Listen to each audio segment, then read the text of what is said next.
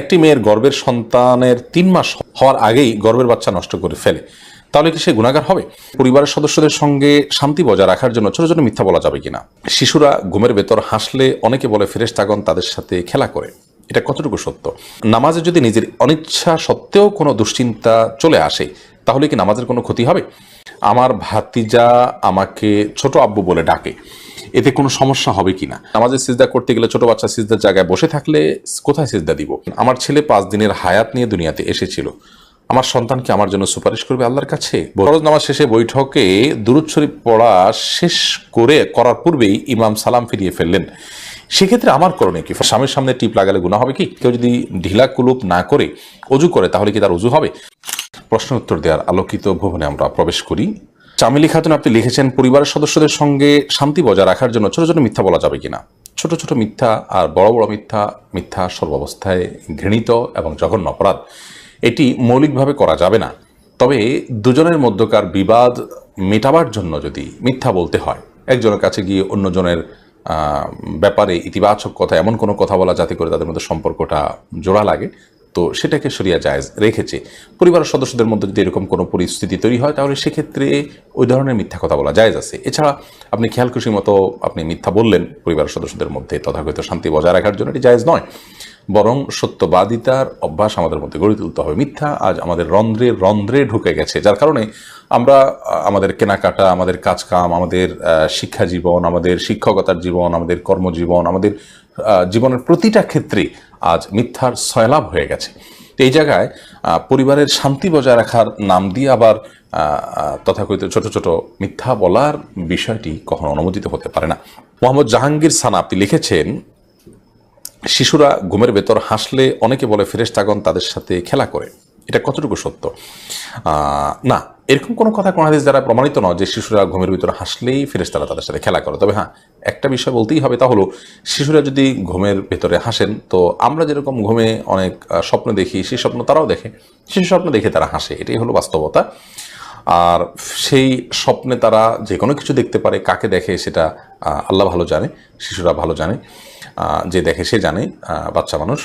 তো এই হাসিটা আমাদের ঘুমের মধ্যেও তো আমরা হাসি বা কান্না করে উঠি বা ভয় পাই বা আনন্দ পাই। তো আমরা যেরকম বিভিন্ন দৃশ্য দেখি, তারাও এরকম ঘুমলে বিভিন্ন দৃশ্য দেখে, এটি হলো সেই বিষয়। এটাকে আপনার ফেরেশতাদের সাথে সাক্ষাৎ এবং তার ফলশ্রুতিতে তাদের সাথে খেলাধুলা করে হাসা, এটা বলাটা আমাদের সমাজে প্রচলিত একটি লোকমুখে প্রচলিত একটি কথা মাত্র, এর কোনো ভিত্তি কোন হাদিস থেকে আছে বলে আমার জানা নেই। মোহাম্মদ মুনতাসির মাহমুদ আপনি লিখেছেন, নামাজে যদি নিজের অনিচ্ছা সত্ত্বেও কোনো দুশ্চিন্তা চলে আসে, তাহলে কি নামাজের কোনো ক্ষতি হবে? নামাজের মধ্যে নিজের অনিচ্ছা সত্ত্বেও যদি দুশ্চিন্তা আসে, তাহলে সেক্ষেত্রে এই দুশ্চিন্তা এইটার ফলশ্রুতিতে একজন মানুষ গুনাহগার হবেন না, বিশেষ করে যদি একান্তই অনিচ্ছায় আসে, কিন্তু সেটাকে যদি কন্টিনিউ করতে থাকেন তিনি, অর্থাৎ ভাবতেই থাকেন, ধরুন দুনিয়ার কোনো বিষয় মনে পড়লো আপনার জন্য যেটা দুশ্চিন্তার, এরপর ওইটা নিয়ে আপনি নামাজের মধ্যে ভাবতেই থাকলেন, তাহলে সেটা অবশ্যই আপনার জন্য গুনাহের বিষয় হবে এবং নামাজের আপনার যে প্রাণ সেটাকে নষ্ট করবে। হঠাৎ কোনো দুশ্চিন্তা হলো এবং মুহূর্তের মধ্যে সেটাকে আপনি ভুলে গিয়ে সলাতে মনোযোগী হয়ে গেলেন, তাতে কোনো অসুবিধা নেই, এটা ইচ্ছার বাইরে হয়েছে। আর আখিরাত নিয়ে, আল্লাহর ভয়, কবর আযাব, এই জাতীয় বিষয় নিয়ে যদি আপনার দুশ্চিন্তা হয়, সেটা তো খুব প্রশংসনীয় বিষয়, কারণ সেটা আপনার সালাতকে আরও বেশি আপনার আল্লাহর কাছে গ্রহণযোগ্য করবে ইনশাআল্লাহ। জোস মাসুম মামুন এআইডি থেকে আপনি লিখেছেন, আমার ভাতিজা আমাকে ছোট আব্বু বলে ডাকে, এতে কোনো সমস্যা হবে কি না? দেখুন, আপনার ভাতিজা যদি আপনাকে ছোট আব্বু বলে ডাকে, তাহলে সেক্ষেত্রে মৌলিকভাবে কোনো অসুবিধা নেই, কারণ আমাদের দেশে অনেক এলাকাতে চাচাকে ছোট বাবা বলা হয়। ছোট বাবা বলা হয় এটা রূপক অর্থে, তাকে সত্যিকারের পিতা মনে করে বাবা বলা হয় না।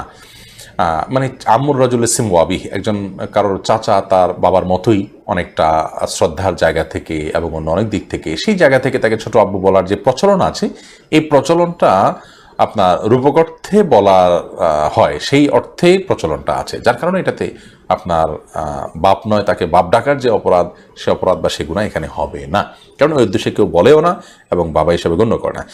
বিথির রহমান আপনি লিখেছেন, নামাজে সিজদা করতে গেলে ছোট বাচ্চা সিজদার জায়গায় বসে থাকলে কোথায় সিজদা দিব? সেক্ষেত্রে একটু ডানে বামে আপনি সরে সিজদা করতে পারেন, তাতে কোনো অসুবিধা হবে না। একটু এক কদম ডানে সরে গেলেন বা এক কদম বামে সরে গেলেন কিংবা এক কদম পেছে সরে গেলেন, কোনো অসুবিধা নেই। আর যদি কোনোই জায়গা না থাকে তাহলে এক হাতে আলতো করে বাচ্চাকে একটু সরিয়ে তারপর আপনি সেজদা করতে পারেন, কোনো অসুবিধা নেই। আফসানা শারমিন রোশনি আপনি লিখেছেন, আমার ছেলে 5 দিনের হায়াত নিয়ে দুনিয়াতে এসেছিল, আমার সন্তানকে আমার জন্য সুপারিশ করবে আল্লাহর কাছে? বোন, আপনার সন্তান আল্লাহর কাছে ইনশাআল্লাহ বিদিন আপনার জান্নাতের পথকে সুগম করবে কিয়ামতের ময়দানে, এবং এ ধরনের সন্তান বাবা মার জন্য জান্নাতে অপেক্ষা করবে, এরকম বিভিন্ন বর্ণনা পাওয়া যায়। যদি আপনি সবর করতে পারেন, আল্লাহ তাআলা আপনাকে সবর করার তৌফিক দান করুন এবং উত্তম বিনিময় দান করুন।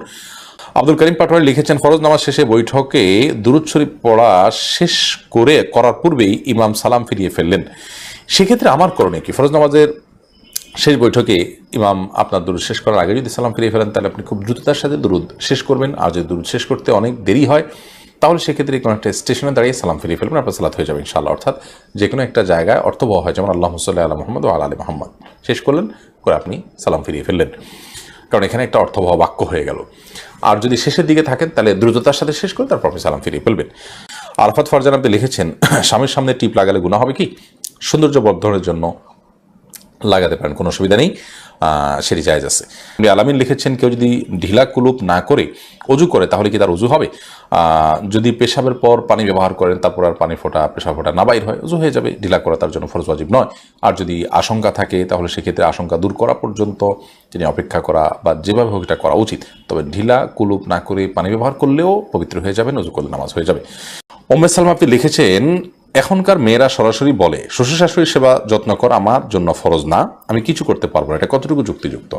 দেখুন, শ্বশুর শাশুড়ির সেবা করা ফরজ না, ঠিক আছে, কিন্তু বয়স্কদের সম্মান করা এবং তাদের সেবা যত্ন সাধ্য অনুযায়ী করা, এটা তো ইসলাম শরিয়ার নির্দেশনা।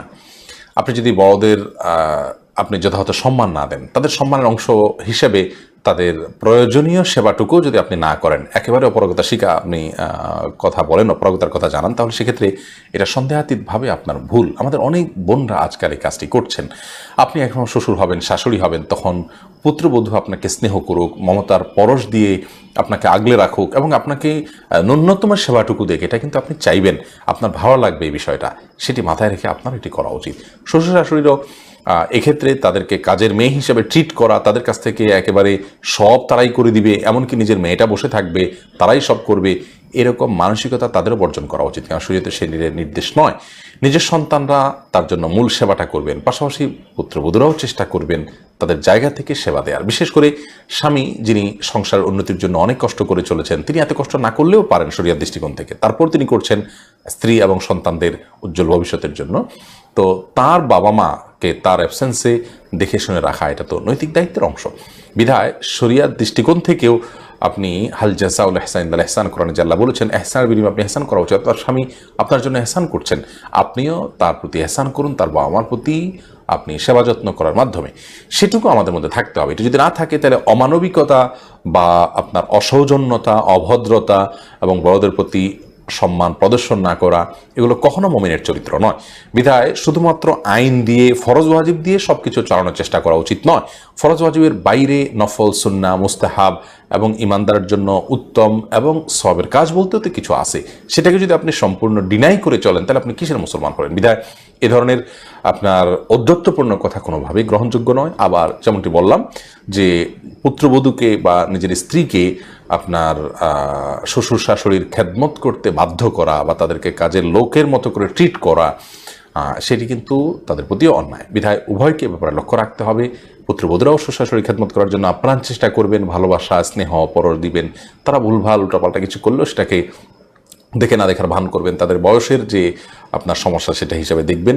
আবার শ্বশুর শাশুড়ি এবং স্বামীর তরফ থেকেও তাদের ব্যাপারে আন্তরিকতা থাকতে হবে, তারা হলে কখনো একটা সুখী পরিবার গড়ে উঠবে না।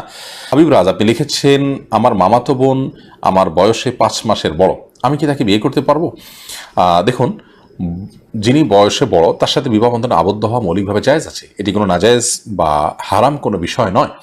আমাদের সমাজে এটাকে দোষণীয় মনে করা হয়, সেটা আমাদের সমাজের দোষ বলতে পারেন। শরিয়াত এটাকে যাকে আপনার নিষিদ্ধ করেনি, বিধায় বয়সে বড়র সাথে বিবাহ বন্ধনে আবদ্ধ হতে পারেন।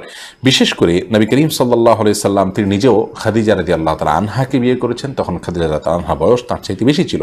তো এখান থেকে বোঝা যায় নিজের চাইতে বয়সে বড় কাউকে বিয়ে করাটা শরিয়া দৃষ্টিকোণ থেকে মৌলিকভাবে অনুমোদিত। এটাকে দোষণীয় মনে করাটা বরং দোষের বিষয়। আমাদের শরিয়াতে এত ফ্লেক্সিবল রেখেছে এই বিষয়গুলোতে, অথচ আমরা সেগুলোকে অনেক বেশি আপনার সংকুচিত করে ফেলছি, এবং যার ফলশ্রুতিতে নানা রকমের অপরাধ প্রবণতা কিন্তু আমাদের সমাজে বেড়ে চলেছে। মাইদুল ইসলাম সুবর্ণ আপনি লিখেছেন, একটি মেয়ের গর্ভের সন্তানের 3 মাস হওয়ার আগেই গর্ভের বাচ্চা নষ্ট করে ফেলে, তাহলে কি সে গুনাহগার হবে?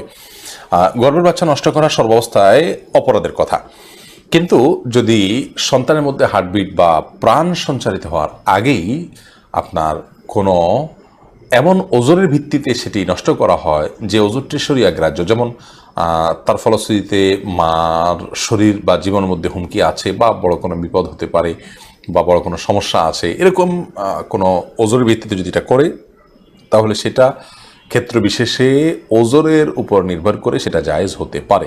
আর এমনিতে মনে চাইলো আর সন্তান নষ্ট করে ফেললো সামান্য ঠুনকো অজুহাতের ভিত্তিতে, এটি জায়েজ হবে না, এর ফলশ্রুতিতে মানুষ গুনাহগার হবে।